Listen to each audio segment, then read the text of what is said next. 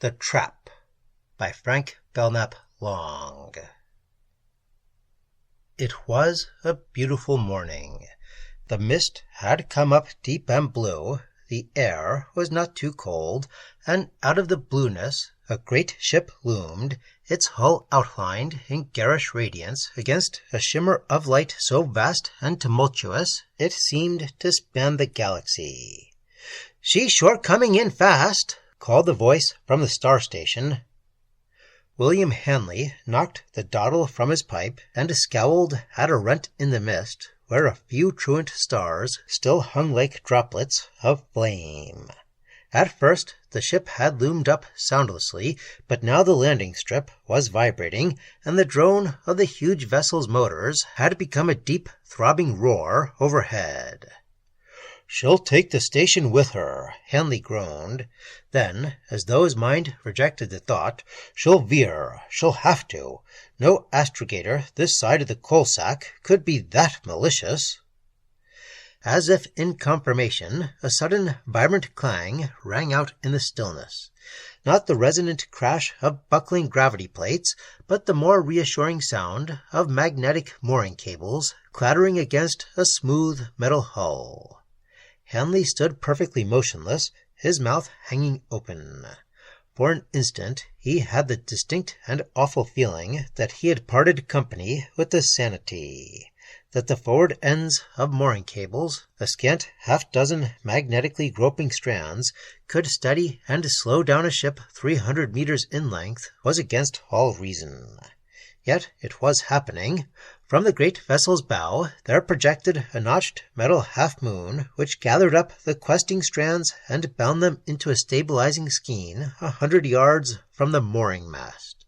Faster and faster, more and more incredibly, until the ship hung completely motionless, an immense blue-black ellipsoid agleam with winking lights. "Bill, did you see that? Did you see it?" Peering back over his shoulder, Hanley could make out the startled face of his assistant, hovering like a plucked owl's head in the station's mist-filled doorway. As he stared in consternation, young Gregg withdrew his head, and the mist which swirled in the doorway brightened. A moment later, the station's one window glowed.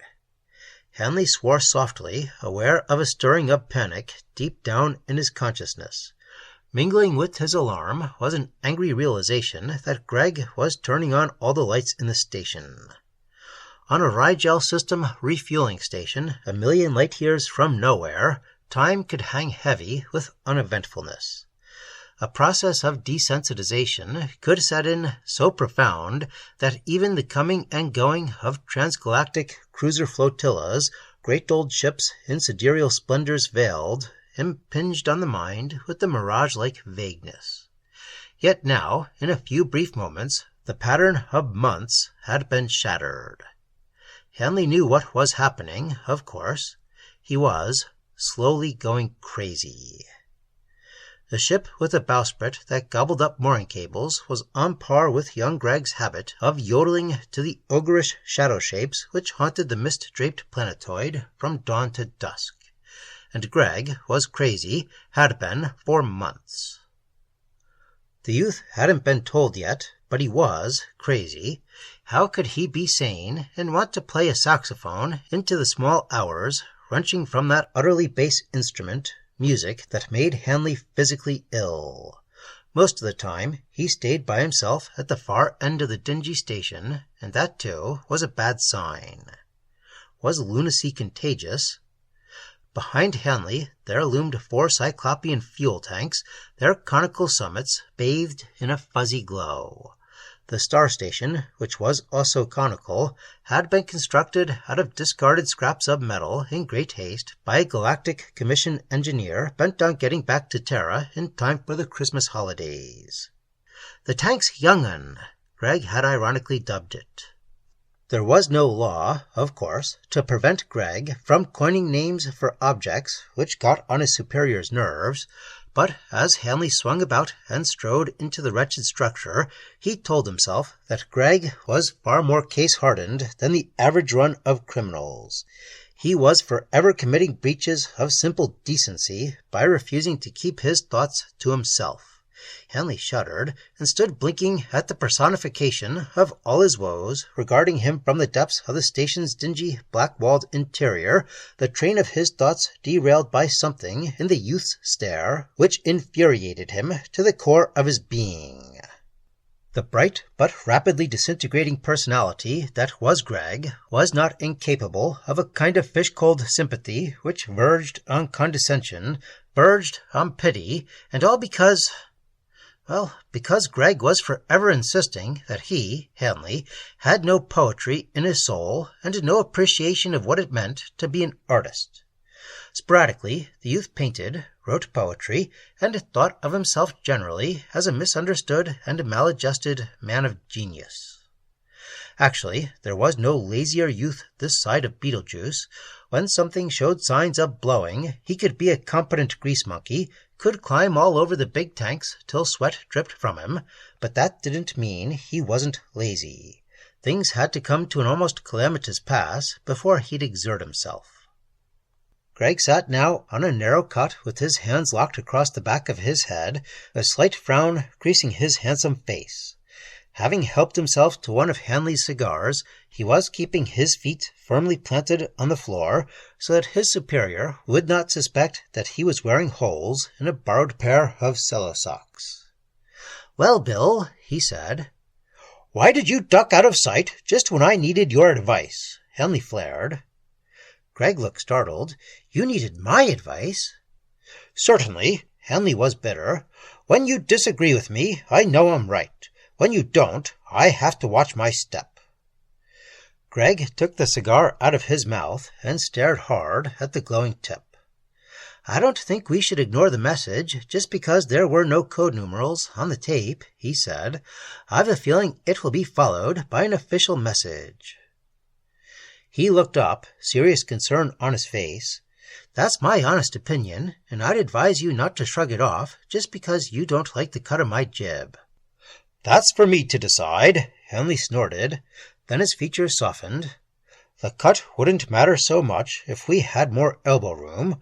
Shut 2 or 6 or a dozen men up together in a station this size for 6 months running, and any one of 10 million personality traits can produce downright hostile reactions. You get so you resent the way a guy draws on his socks." He smiled bitterly. "Even when they're your socks." "Holes in mine," Greg said shamelessly. "You borrowed my magneto-razor, didn't you?" "Yeah, and your second-best pipe.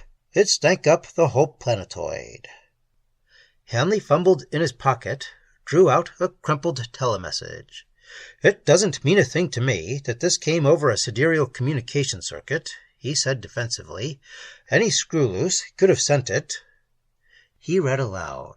"Ship of peculiar design and unknown origin, recently triangulated in Eridanus, is now believed to be approaching Orion. Vessel refuses to communicate." "And that's all," Hanley grunted, crumpling the flimsy message for the 20th time. "No description of the ship, no—" "How about peculiar design?" Greg asked. "Do you call that a description?" "Perhaps whoever sent that message wanted you to fill in the gaps," Greg suggested with a twisted smile. "If he'd said there was a ship loose in space with a cable-eating bowsprit, you know where you'd have tossed that message." "It wouldn't have cost him anything to describe the ship," was Hanley's embittered response. "No, it wouldn't," Greg admitted, "but perhaps some sympathetic little minor official somewhere knew there's nothing quite so unnerving as a terse, carefully phrased understatement. Perhaps—" "Stop right there!" Hanley snapped. "I'm sick and tired of your circumlocutions." "But don't you see? He could be trying to warn you without stepping on official toes. The Commission may not want to commit itself, yet. So far the ship hasn't made port. The Commission may be waiting to see what happens when it does. A clever man would use just that approach, throw out a hint without seeming to do so." "Anything more?" Hanley exploded. "Only that we ought to thank our lucky stars the message came through when it did. We might have permitted her to refuel." Hanley started across the room. Greg's eyes following him, he swung about before he reached the door. "Just a minute, Greg. What do you suggest we do?" Greg's brooding gaze hovered between his superior and the glowing tip of his cigar. "Well, nothing inside that ship can come out and descend to our peaceful little utopia unless it suits our convenience. She may or may not have an anti-magnetic hull, but the force field she's nestling against couldn't be busted open by a runaway star with a core of pure deuterium." "Go on." Greg blew a smoke ring and watched it ascend toward the ceiling. "We built that field up as a protection against piracy. If the crew refused to image themselves in on the disk, we won't dissolve the field. We'll be within our rights unless—" Greg hesitated. "Unless their papers are in order and a human face comes through. Even then, we could tell them we're in quarantine. I've often thought that a human face could be simulated. On the disk, I mean." Hanley passed a hand over his brow. "Maybe we'd better start making arrangements now," he said. "For what?" "Your incarceration." Greg watched his superior swing about. This time, Hanley did not pause or look back. "He's not telling me," Greg thought, "but he'll be inside that ship in 10 minutes." He started toward the door, and then inertia enfolded him like a winding sheet. Lord, how he hated to act, to make decisions, to do anything which went counter to the immense indolence which was his most outstanding character trait. In some respects, he was like those pioneer fossil amphibians, the lobe-fins, not as good as reptiles, better than fishes. The lobe-fins had been caught up in a backwash of inertia on the eve of what might have been their greatest evolutionary triumph. Compared to men of really vibrant energies, he was a lobe-fin. He couldn't quite climb up over the bank because he liked to stretch himself out in the tidal muck and bask in the warm sunlight. He moved in a radiant little orbit of his own inside the immense bustling beehive of activity which Homo sapiens had set up. Someday, anthropologists were going to discover that the genus Homo embraced 6 distinct species of men. Extinct were Homo heidelbergensis, Homo neanderthalensis, Homo rhodesiensis, and Homo soloensis. Living were Homo sapiens and Homo indolensis. Fortunately, very few people suspected the existence of Homo indolensis. Greg moved languidly to a bookcase and pulled out Hargrave's Third Stage of Interstellar Expansion. It was a fascinating book because Hargrave, too, had been capable of deriving the most intense emotional satisfaction from just sitting sprawled out in a chair and letting his imagination run riot. There could be no doubt that the impulse to sit and dream, to forgo all exertion, was a progressive, specialized derivation from a much earlier attempt on the part of primitive man to shuffle off the immense responsibility of fire and flint-making, the pursuit of game, and the upbringing of a family. An artist who could sit and paint lovely pink bison on the walls of the communal rock cavern didn't have to worry much about any of those things. When game was plentiful, his needs were supplied by other, less imaginative members of the tribe, but when the development became too specialized... The bitterness tightened Greg's lips. He could, of course, have forcibly prevented Hanley from sticking out his neck. He had the edge on Hanley in physical strength and could have restrained him with very little effort. Why hadn't he? Within the scope of his inertia, he was not incapable of exerting himself in a dramatic, forceful way. He shrank only from making long-range decisions, from shouldering great, dull burdens, from becoming enmeshed in aggressive arguments with people who did not possess enough intelligence to argue imaginatively about anything. A lobe-fin? Why did he persist in kidding himself? He was, in all respects, the exact opposite of a lobe-fin. His inertia was the inertia of a tremendous creativeness anchored in the pleasure principle, a creativeness that had to be stimulated in just the right way, or it wouldn't play ball.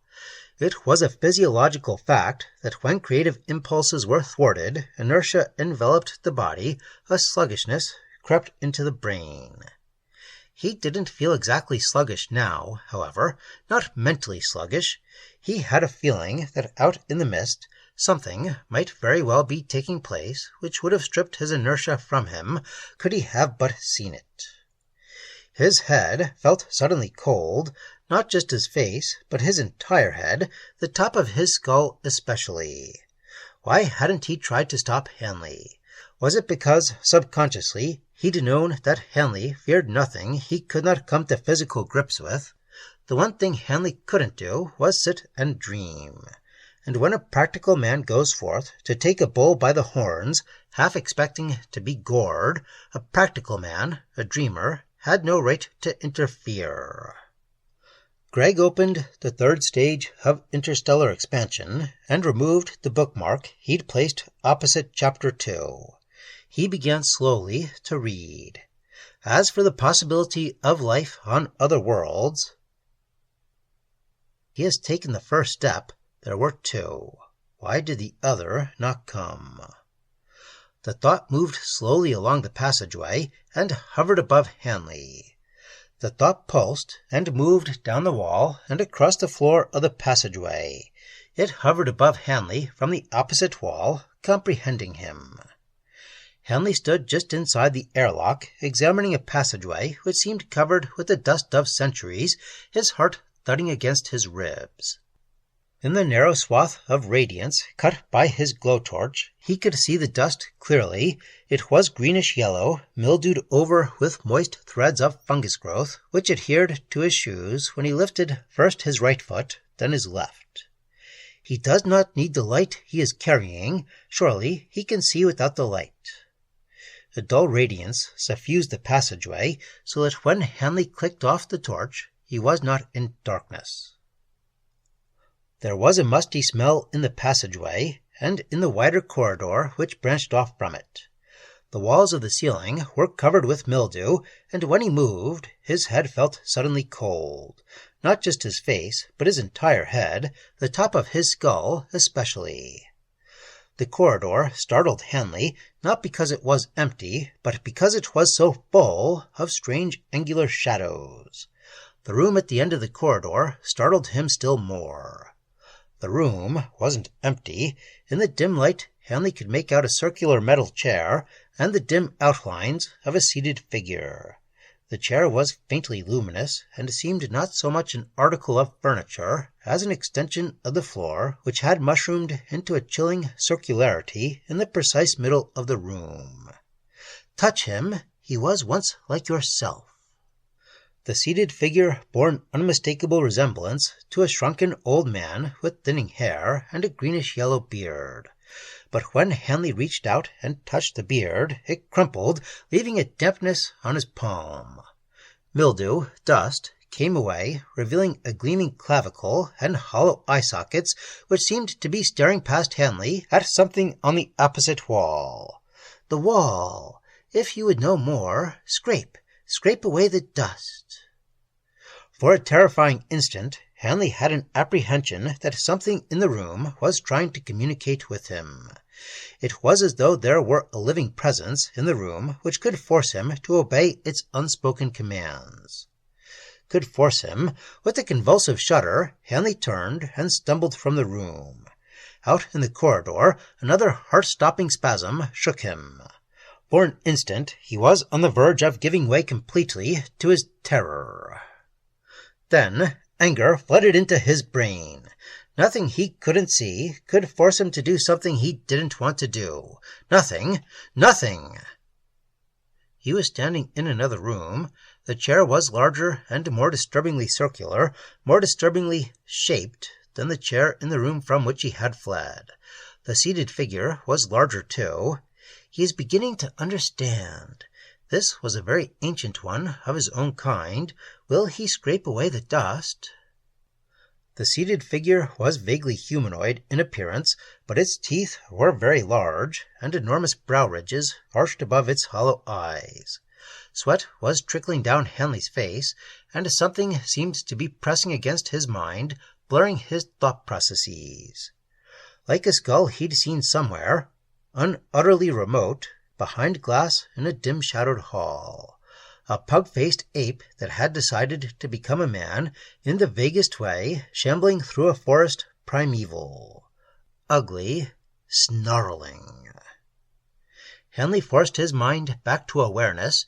He wasn't standing in a museum on Terra. All through his body he could feel a tension mounting. There was a dense coating of dust on the creature's heavy, almost chinless jaw, and its limbs were so thickly coated with dust they seemed enmeshed in the cobwebs. Scrape, scrape away the dust. Hanley turned and stumbled from the room. It was a very large and silent room, and the light was so dim that Hanley had to strain to see the back of the seated figure's head. The chair was squarish rather than circular, and so high that the figure's short, spindly legs barely touched the floor. The skull was massive, more bird-like than ape-like. Hanley groped his way out of the room. It was a skeleton, but the head grew out from the middle of the squat torso, and long, translucent talons curved about the arms of the chair. The crusted suns spawned him/her in the night of a long begetting. The wall, scrape away the dust. When at last Hanley found himself scraping away the dust on the wall of a very dim circular chamber deep within the bowels of the ship, his lips were twitching, and he could no longer control the trembling of his hands. Behind him loomed a chair which had seemingly mushroomed up out of the floor in a frenzied attempt to support and contain a growth so prolific that not even death could prevent it from spawning. The many-tubed occupant of the chair was not a skeleton. There were no articulations, nothing but a clotted mass of tendrils spilling over the arms of the chair and snaking out across the floor. Its young lay scattered about the chamber, tiny Medusa heads, desiccated and loathsome. A chair in which to sit and dream. Hanley started, for the words had come unbidden into his mind and had no relation at all to the frantic scrapings he was making with his pocket-knife on the smooth metal wall. The design, when it came into view, did not startle him as much as he had anticipated it would. He was conscious that his palms were sweating. How had he known he was going to uncover a design? He hadn't known, couldn't have known. It wasn't important anyway, only the design was important. It was engraved deeply on the metal, and almost it seemed geometrical, an overlapping series of circles superimposed on triangles. He has taken the second step, a chair in which to dream and die. The design was sharply etched, and yet it seemed to possess a kind of physimathematical mobility. As Hanley stared, the corners of the triangles blurred, and the circles dissolved into a pinwheeling blur of radiance.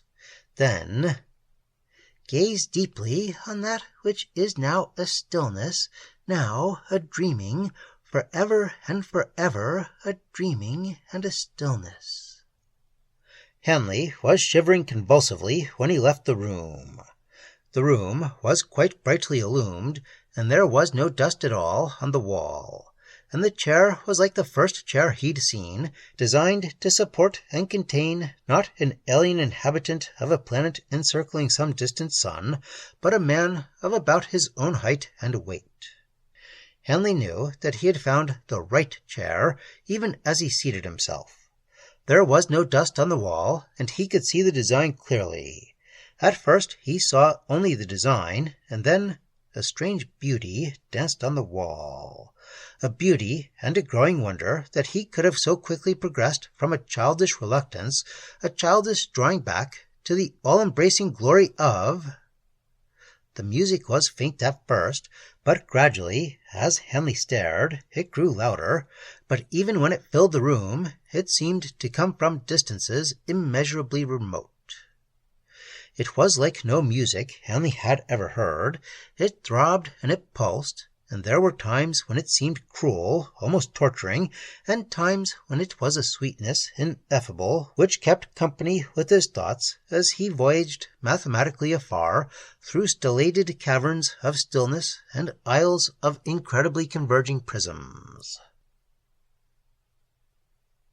Thomas Gregg sat on the edge of the cot with the third stage of interstellar expansion spread out on his knees. It was a very large and bulky book, and one of the folding illustrations had come unhinged, so that a filmy star field seemed to float between his waist and the floor. He was reading aloud, in a voice that trembled a little with the intensity of his emotion. We are far too prone to think of life as exclusively a biological phenomenon.